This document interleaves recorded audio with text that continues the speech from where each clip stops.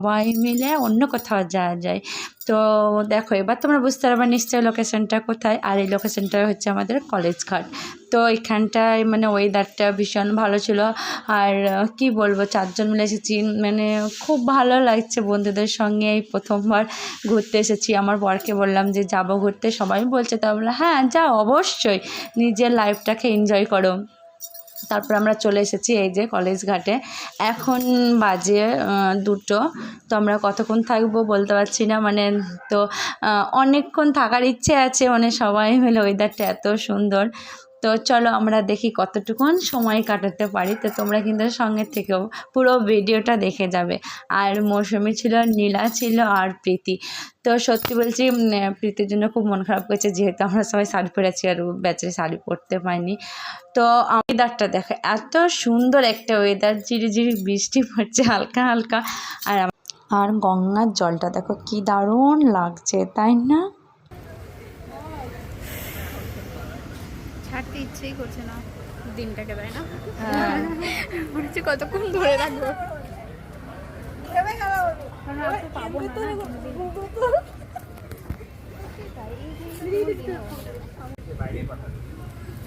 কে নিয়ে এসছে দেখাও, কে নিয়ে এসছে দেখাও। এক চাও আমি খাই না। আমরা 3 জন আছি, 4 জন আছি, বাট খাবো হচ্ছে 3 জন। বেচারা সামনে না।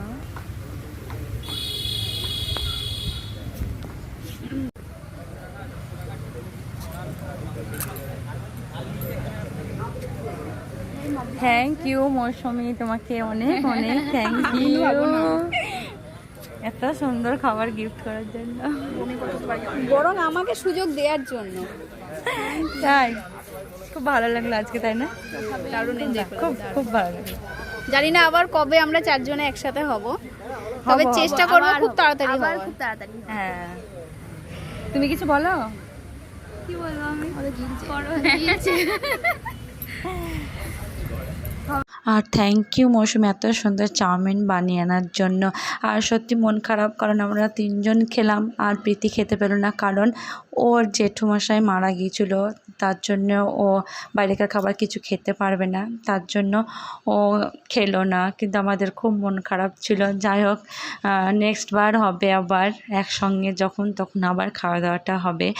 আর তারপরে দেখো বৃষ্টি লাগাতে লেগেছে, মানে বৃষ্টি শুরু হতে লেগেছে।